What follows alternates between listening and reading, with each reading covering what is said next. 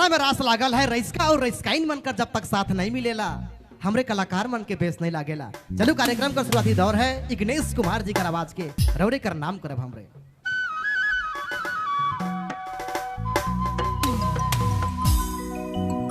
धन्यवाद।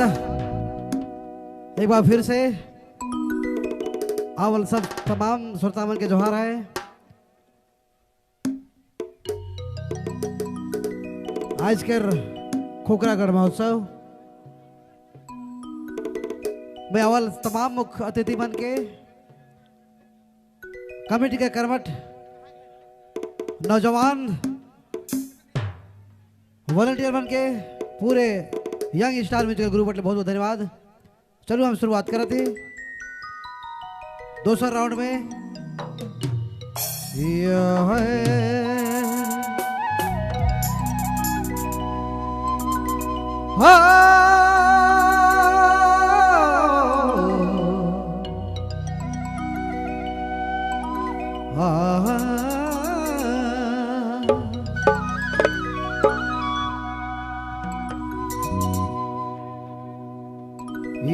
हरे हरे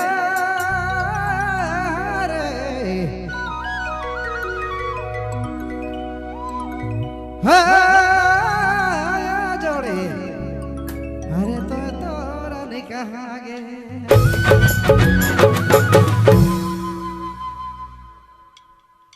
एखन मन काने एखन दिला खोजे तो जोड़ी कहा गे ये जोड़ी बिना दिला निधारा दिला तो जोड़ी कहा अरे तो जोड़ी कहा